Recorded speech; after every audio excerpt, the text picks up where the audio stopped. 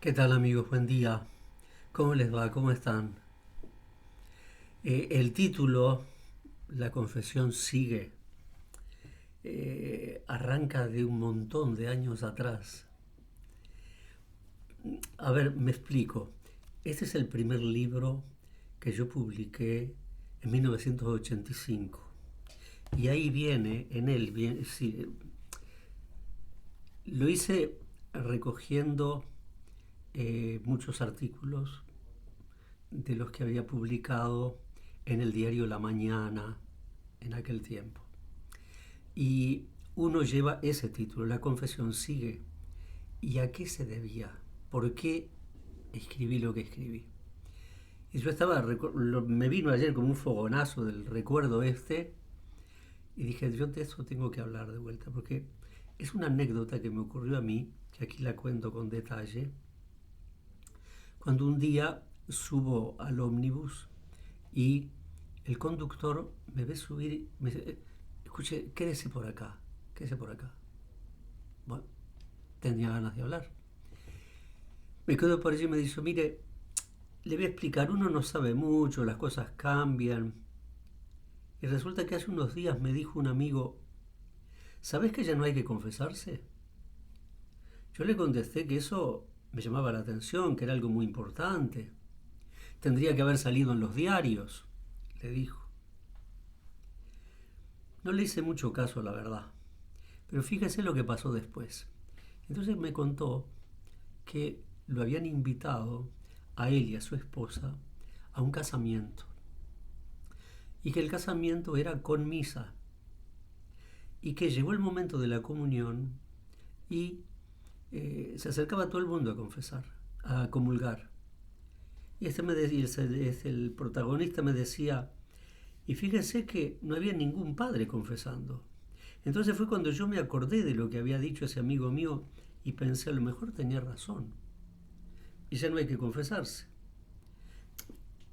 Pero como a mí no me gusta hablar sin saber, por eso yo dije, le voy a preguntar a un sacerdote. Y ahora que lo vi subir, me acordé de lo del amigo. Y bueno, yo le expliqué, no, miren, no ha cambiado nada. Eh, y se los cuento ahora porque entramos en esta semana que siempre, ya entramos ayer, ¿no?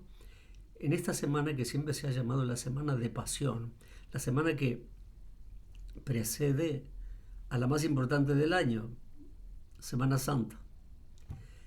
Y resulta que hace muy poco el Papa aparecía en las fotos, el Papa confesando. Y lo mismo pasó cuando, y después a veces en que él aparece confesándose. Y después lo mismo hizo Benedicto XVI, lo mismo hizo Juan Pablo II, todos los años. Confesaba para enseñarnos. Bueno, en la primera encíclica de Juan Pablo II, El Redentor del Hombre, él decía clarísimamente que la iglesia que se le había confiado debía ser la iglesia de la Eucaristía y de la penitencia. Es que por ahí viene la cosa. Está bien discutir sobre esto, sobre lo otro, sobre lo más allá, que sí, la sinodalidad es importante, pero esencialmente la iglesia es un misterio. Es un misterio de amor de Dios. Es un misterio que reclama de nosotros, de nuestra parte, ser coherentes con Dios que está en la iglesia. En el Jueves Santo, ¿se acuerdan? Cuando llegaba, ¿se acuerdan o no? Pero todos los Jueves Santo, el Papa Juan Pablo II nos entregaba una carta, a veces dirigida a los obispos, en otras ocasiones a los obispos y sacerdotes. Ahí estaba presente la carta del Papa. En aquel año, 1980, escribió una carta a todos los obispos, en el Jueves Santo del 80, carta a todos los obispos sobre el misterio y el culto de la Eucaristía. Y en este artículo, perdón por la autocita, pero para que quede claro, ¿no? Resulta que en esta carta el Papa dice lo siguiente.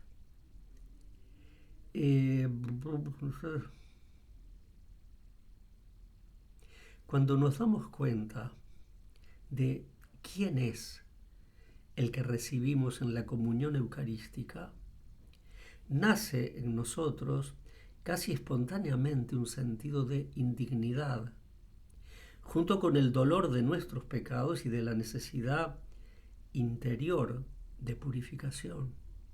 Claro. Bueno, cuidamos el aspecto exterior cuando vamos a ver a una persona importante. Pero, ¿qué pasa acá, no? ¿Qué pasa acá? Y decía entonces en esa carta el Papa, debemos vigilar siempre, el episcopo, el obispo, quiere decir, episcopo quiere decir el que vigila, el que está pendiente. Debemos vigilar siempre para que este gran encuentro con Cristo en la Eucaristía no se convierta para nosotros en un acto rutinario, y a fin de que no lo recibamos indignamente, es decir, en estado de pecado mortal. Entonces, el Papa se refiere a la inquietud que tenía el conductor del ómnibus de Cuza, del que les acabo de hablar, porque dice en esa carta dirigida a los obispos, en estos últimos años asistimos también a otro fenómeno.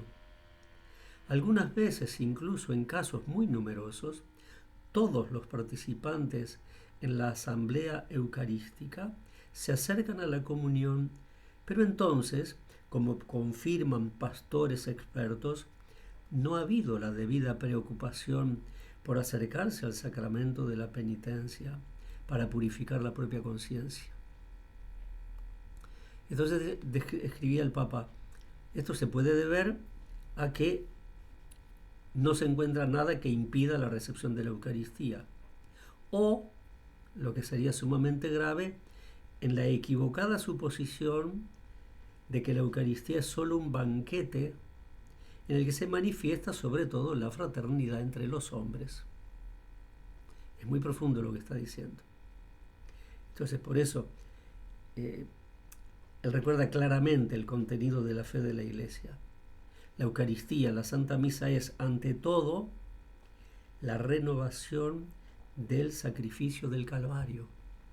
Esta semana de pasión, en esta semana en que ya nos preparamos para lo que va a venir, decía, son bien conocidas las palabras de San Pablo, examínese el hombre a sí mismo. Y entonces reciba o no la comunión. Y decía el Papa, ese juicio, examínese, es condición indispensable para una decisión personal a fin de acercarse a la comunión eucarística, o bien abstenerse, o bien no hacerlo. ¿Se entiende? Entonces, yo tendría que explicar más, pero el tiempo pasa. ¿Qué es el pecado mortal que impide el recibir la Eucaristía? Y porque es una traba, es un no encontrarse con el vestido de bodas para estar allí, para recibir al Señor. Es una contradicción completa. Bueno, es algo muy grande lo que tenemos entre manos. Pecado mortal. Para un pecado mortal no es solamente, a veces hay confusiones en esto. Yo me lo he encontrado, gracias a Dios, confieso a muchas personas, ¿no? Bueno, que el domingo no fui a misa porque vino justamente cuando no la esperaba para nada, fulanita de tal, que es amiga mía, que hace 1000 años que no la veía, y entonces me daba no sé qué. Bueno, quédate tranquila, no pasa nada. Tenías que estar allí con ella, recibirla, eso es lo primero. Pero cosa distinta es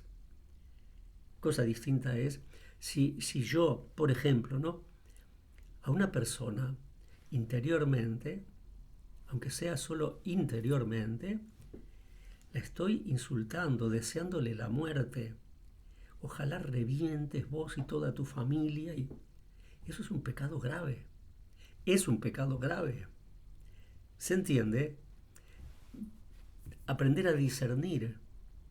Si resulta que estoy en una reunión y se ponen a hablar de X, un señor X, y de ese señor X empiezan a sacar trapos al sol, que nadie sabe si son verdad, sino que son el se dice.